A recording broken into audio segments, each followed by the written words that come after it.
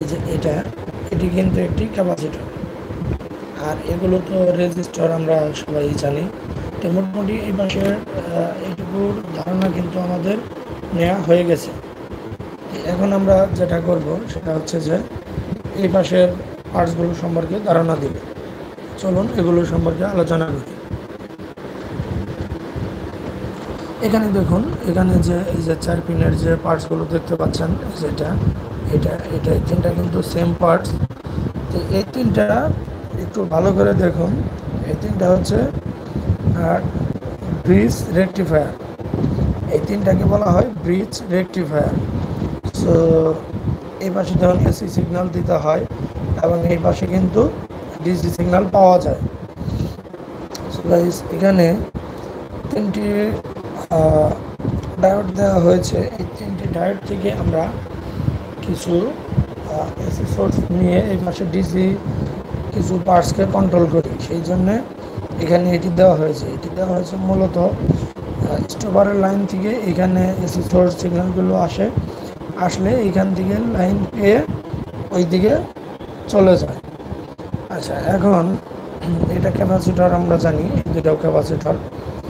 যাই হোক, এই যেখানে যে ডিভাইসগুলো দেখতে পাচ্ছেন দেখুন, এগুলো কিন্তু ব্রিজ রেকটিফায়ার। এগুলোও ব্রিজ রেকটিফায়ার।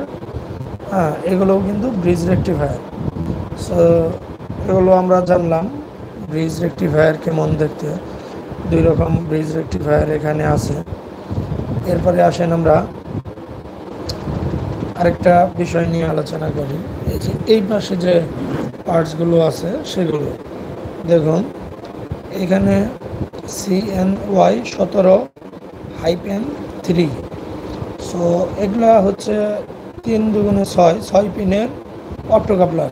এগুলোর নাম হচ্ছে অপ্টোকাপলার। এই অপ্টোকাপলার ইনপুটে এবং আউটপুটে দুটিতে কিন্তু ইলেকট্রিক্যাল সিগন্যাল ছাড়াই ভোল্টেজ ট্রান্সফার করে। এর একটা সিস্টেম আছে। যেমন ধরেন এই অপ্টোকাপলারটার এই পাশে থেকে প্রথম 2 পিন হচ্ছে পজিটিভ সোর্স দিতে হয়। এখানে 1.5 ভোল্ট ইনপুটে কিন্তু 1.5 ভোল্ট দিতে হয়, এবং এই যে আউটপুটে কিন্তু আপনি চাইলে 50 ভোল্টও দিতে পারবেন। সো ইনকেস আউটপুটে একটা শর্ট সার্কিট হইলো, তাহলে কিন্তু ইনপুটের কোনো ক্ষতি হবে না, বা ইনপুটের শর্ট সার্কিট হইলেও আউটপুটে কিন্তু কোনো ক্ষতি হবে না। এই অপ্টোকাপলারের ভিতরে আপনার ফটোডায়োড থাকে। এইখানে যখন এই প্রান্তে যখন সোর্স দেওয়া হয়, তখন ফটোডায়োডের মাধ্যমে এখানে ইমিটার ও কালেক্টর শর্ট সার্কিট হয়। এখানে ফটোডায়োডে যত বেশি আলো হবে, এখানে কিন্তু তত বেশি শর্ট সার্কিট হবে। যাই হোক,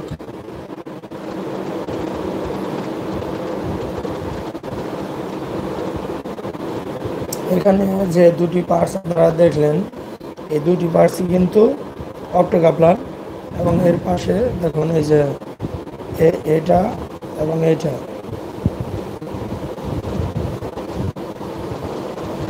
এই দুটা কিন্তু অপ্টোকাপলার।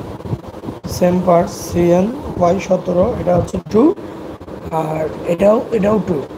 এগুলো হচ্ছে সেম পার্টস। তো তারপরে আসেন এটা আমরা তার আগে আরেকটু কথা বলি যে এখানে অপ্টোকাপলার সম্পর্কে তো জানলাম যে অপ্টোকাপলার ইনপুটে 1.5 ভোল্ট দিতে হয়, এবং আউটপুটে কিন্তু হাই ভোল্টেজ প্রবাহিত করতে পারবেন, যেমন 12 ভোল্ট, 24 ভোল্ট, 36 ভোল্ট, 48 ভোল্ট, এবং কি 100 ভোল্টও দিতে পারবেন। তো এটা আমরা জানলাম। এরপরে অপ্টোকাপলারের সাবজেক্ট শেষ। অপ্টোকাপলারের আরও দুটি পিন আছে, একটু আলোচনা করি। দেখুন, আমরা কিন্তু এই পাশের 2 পিন এবং এই পাশের 2 পিন সম্পর্কে আলোচনা করছি। এইদিকে যে এখানে 1 পিন ও এখানে 1 পিন আছে, পিন সম্পর্কে আলোচনা করা হয়নি। কোনো কারণে যদি এই 1 পিনে ভোল্টেজ দেওয়া যায়, তাহলে কিন্তু ওই ইমিটার দিয়ে কালেক্টর দিক দিয়ে কিন্তু ভোল্টেজ প্রবাহিত হবে, তখন কিন্তু আর ইনপুটে পাওয়ার দেওয়ার প্রয়োজন হবে না। যাই হোক, অপ্টোকাপলার সম্পর্কে আপনাদের ধারণা দিলাম। আশা করি অপ্টোকাপলার সম্পর্কে বুঝতে পারছেন। এরপরে আপনাদের আমি প্র্যাকটিক্যাল ক্লাস করে দেখাবো অপ্টোকাপলার সম্পর্কে। এখন একটু এই আইসিগুলো সম্পর্কে